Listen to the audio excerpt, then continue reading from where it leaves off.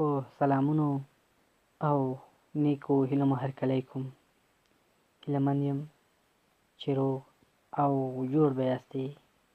دوستانو د هر څه دمخه زموږ چینل سبسکرایب کړئ او ورسره په خوا کې د بیل نشان ووهئ تر څو زموږ راتلونکې ویډیوګانې په اسانۍ ترلاسه کړئ.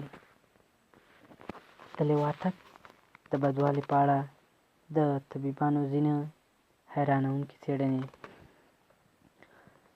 له نارینه ښځې یا حیوان سره د شا له لارې جنسي اړیکې نیولو ته لیواتت ویل کېږي.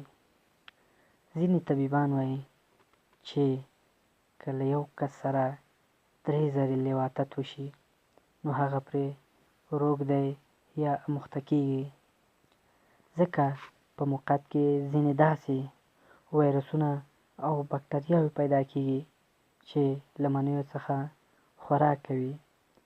کله چې د لیواتت مني خلاص شي نو دغه میکروبونه د خوراک لپاره په کولمو پسې نښلي او زبېښي چې له امله یې مفعول ته په موقت کې سخت سوی او سوخت پیدا کېږي او اړ کېږي چې بیا لیواتت وکړي او همداسې په مسلسل ډول همدا د لیواتت لړۍ جاري وساتي.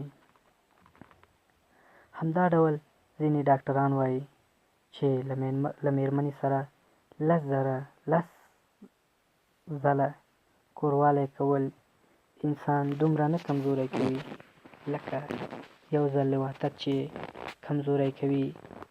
همدارنګه ځینې پوهان وایي چې کله یو څوک 1 ځل لیواتت وکړي نو د 1 کال لپاره به یې د بدن ټول رګونه کمزوري شي.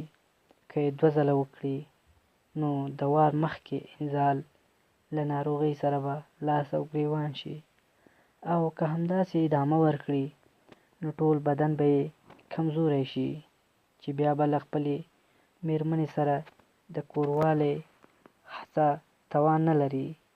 دا چې څوک له مېرمنې سره کوروالی نشي کولی د هغې او د ښځې څه توپیر دی؟